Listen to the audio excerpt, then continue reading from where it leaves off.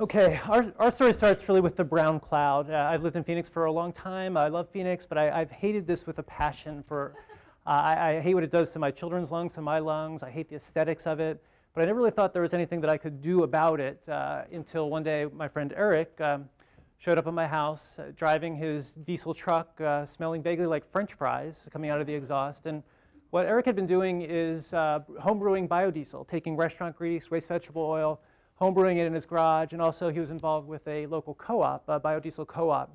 We got talking about this. He told me the story that the economics were amazing. It was costing him less than $1 a gallon to do this.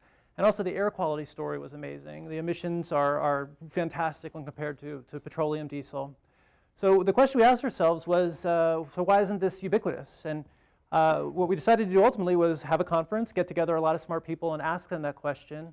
What we learned is that there are some real obstacles, some challenging obstacles that are preventing this kind of biofuels infrastructure from happening in Arizona. We decided there was something we could do about that. We launched as a nonprofit called the Desert Biofuels Initiative, and our goal is to advance this idea of sustainable regional biofuels. And what we mean by that is not growing corn in Iowa and shipping it across the country, but rather to use sustainable feedstocks, inputs for biofuels that are sustainable and that you can create locally and use locally. And there's all kinds of cool benefits to this. There's the environmental benefits. Air quality story is fantastic. But there's also some really amazing economic benefits. We currently send $4 billion a year out of Arizona to Saudi Arabia or wherever. We also have the issue of no broken pipelines and no war for oil. So some real benefits associated with all of this. Waste vegetable oil, as I mentioned, is a great feedstock. There's about 10 million gallons of it here in the valley created every year. Most of it just goes down the drain. And of the stuff that is collected currently, most of it's getting turned into animal feed, and only a little bit is turned into biofuel. And there's some real opportunity costs associated with this. If we could replace, if we turn that all into fuel, we'd replace 5% of our diesel. We could take 100,000 tons of CO2 out of the air. It's like taking 20,000 cars off the road, plus all these sewer blockages that happen due to grease we could eliminate. So, fantastic story, but it only goes so far. Waste veggie oil only goes so far. The really amazing story for Arizona is algae, algae as a biofuel feedstock. You can see a couple different ways that you can grow algae. The cool thing about algae is that we have everything you need to grow algae we have here in Arizona in abundance. We have sun, we have heat, we have carbon dioxide, we have wastewater, we have lots of flat, cheap land. If you put that stuff in, what you get out is fuel, but also you get food, other really beneficial byproducts, and also some cool services like carbon capture and clean water.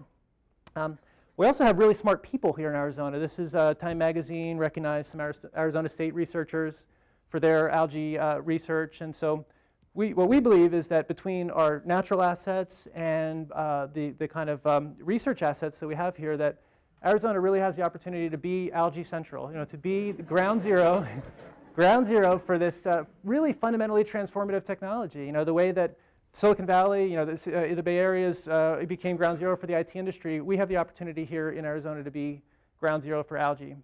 So our contribution to this is we are working on a public-private partnership to build a biofuel pilot plant. And what we want to do is go from test tube to fuel tank.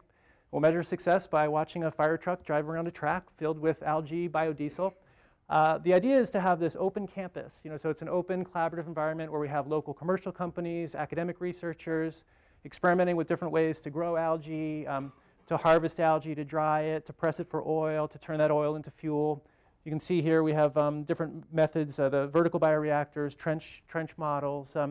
So this is happening. It's in planning stages. We intend to make this happen. In addition to doing the kind of hardcore algae research, we also really want to focus on carbon capture. We want to take the flue gases coming off a factory, pump those in to grow the algae, and then also we're taking wastewater in and putting clean water out. So there's a carbon capture story and a wastewater remediation story.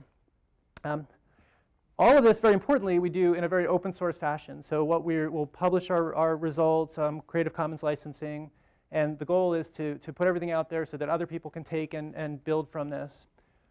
We believe that there's really this amazing economic story for Arizona, but there's also a very profound developing country story where what we want to do is partner with Engineers Without Borders and go to, say, a village in Kenya and teach them how to create fuel for vehicles, cooking fires, and also create food and clean water.